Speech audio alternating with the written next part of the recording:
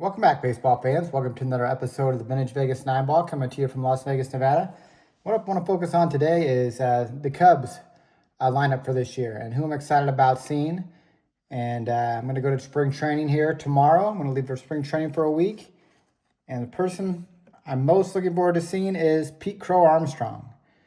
And of course, Pete Crow Armstrong, very talented, 30-30 player last year, and the most exciting player to watch since slamming Sammy Sosa in a Cubs uniform, and just beautiful swing, beautiful talent, has a lot of passion, a lot of fire, and had a great first half of the year last year, hoping he can put it together for the full season, and hopefully 40-40 this year, 40-40, 30-40, and just unbelievable talent, and looking forward to seeing how he grows this year. It's a beautiful 1975 throwback rookie card, Pete Crow Armstrong. Beautiful card. Put it on the Cubs stand. Very anxious to see him play this year. Second guy I'm looking forward to see is Nico Hoerner, and this is rookie card, a Bauman Chrome, and beautiful top 100 prospect, Nico Hoerner, and just a great hitter, Nico Hoerner, and really could hit easily over 300. Unfortunately, depending on the score, he's always giving away outs. He has warning track power, but he's always trying to hit home runs if it's not a close ball game, or he gives away at bats trying to hit the long ball. Of course, that's how you get paid nowadays, so you can't really blame a guy for not trying to do it. But Nico Hoerner, easily over 300 hitter, great right field stroke, great glove man, a great defender, gold glove caliber, a second baseman, and really enjoy watching him play. Nico Hoerner, if he could just stop giving away those outs, but it's hard to blame a guy when that's how you get paid these days. Next card is Michael Busch, Head for the Mountains of Busch Beer. I love watching Michael Busch play. Had a great season last year, well over 30 home runs. And that's with only playing against right-handed pitching. They really don't like to play him against lefties. I think he's really earned that opportunity to see more at-bats against left-handed pitching. And has a sweet power stroke. They acquired him from the Dodgers, and he was a highly touted prospect for them.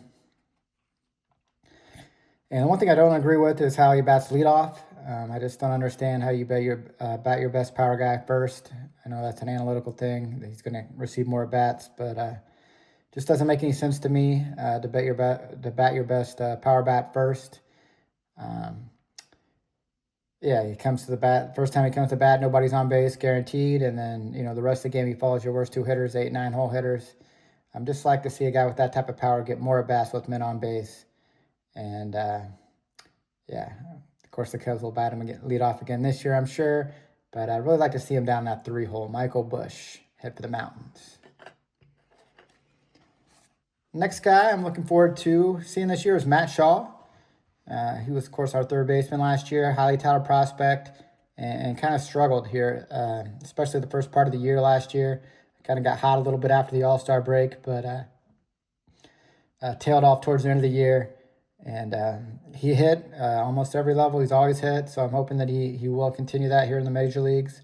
But he's going to have to settle into a utility role this year. Of course, the Cubs signed Alex Bregman, and he's going to have to play a little bit of shortstop, second base, a little bit of outfield even, and try to get some at-bats that way. And hoping that sweet swing translates into some production this year in the big leagues. He has that high leg kick. A lot of people say that's a problem. A lot of guys have that high leg kick. I don't think it's a big problem. It's just that you got to attack the ball. He just has to get that front foot down just a touch quicker and get on time. Matt Shaw, big time prospect, and hoping he grows this year in the utility role for the Cubs. This is rookie card.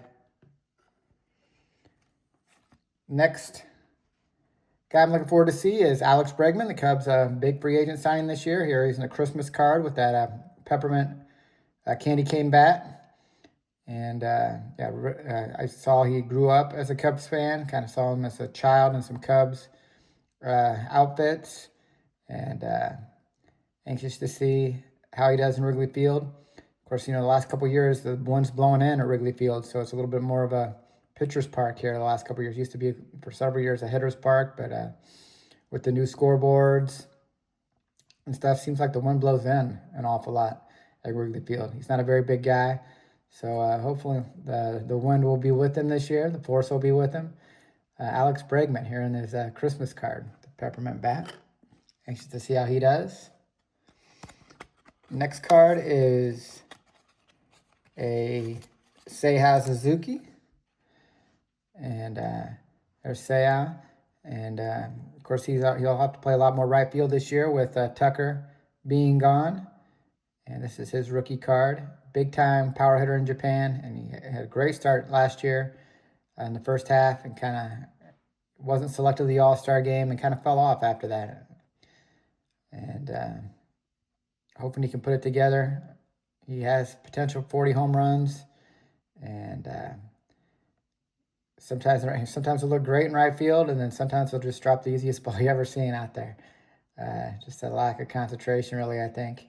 But I think, no doubt, he has the talent. And great hitter. Just looking forward to him putting it together this year, and I think he will. I saw the other day he hit the Cubs' first home run of spring training, and let's hope he hits many more this year as our right fielder / DH. Seiya Suzuki. Next card is Moises Ballesteros, and of course Mo is a catcher, but the Cubs have been reluctant to play him at catcher in the big leagues for whatever reason, and he kind of has that build where he can really only play catcher, first base, or DH, really.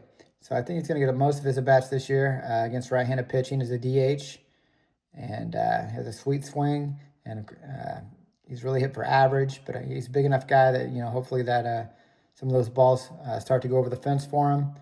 And exciting to see how he grows into his role.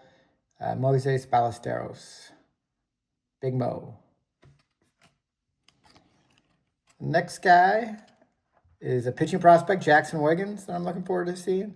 This is a big-time pitching prospect, the Cubs' #1 pitching prospect. I'm hoping he has a year similar to what Cade Horton had last year. Cade Horton ended up coming up around June and just was an outstanding contributor to the big league staff last year. And hoping Jackson Wiggins, I think maybe we have a little bit more pitching depth this year, but there's no doubt that we could definitely use, you can never have enough pitching. And he's been a big strikeout pitcher, throws real hard, has good stuff. And if he can come up this year and have even close to the success that Horton had last year, the Cubs we'll have a really good chance this year. So Jackson Wiggins, that's the next guy I'm looking forward to seeing this year. And the last guy I'm looking forward to seeing in 2026 is Dansby Swanson. Of course, Dansby, he's been kind of a disappointment for me so far with this big contract. I think it was the second biggest contract in Cubs history behind Jason Hayward's. And, of course, Jason Hayward was a big disappointment. And Swanson really has been a disappointment, kind of for me as well. He's been good defensively, but kind of inconsistent offensively. The numbers don't look too bad at the end of the year, 230, 240 with the 20 home runs, but it seems like he goes stretches with where he really struggles. And I know for like the first half of the year, he was under 200 with runners in scoring position. And he has the talent. He just has to concentrate and put it together. I think he was originally like #1 overall pick in the draft, and that kind of talent he has. And just want to see him continue to get better. It seems like he's been pretty much the same guy since we acquired him from Atlanta. So, but hopefully this year he takes a step forward, and I'm looking forward to that. Dansby Swanson. So those were the players I'm looking forward to seeing the most this year on our Cubs, and very excited about our chances. And should win the NL Central. Just going to come down to being able to hit in the postseason. And, like I said, I'd really like to see Michael Busch in the 3-hole, but I don't think that's going to happen. Anyways, hope you guys are having a good start to the year. Baseball's right around the corner. Like I said, I just watched Suzuki hit the first Cubs home run in the spring the other day. So take care and God bless.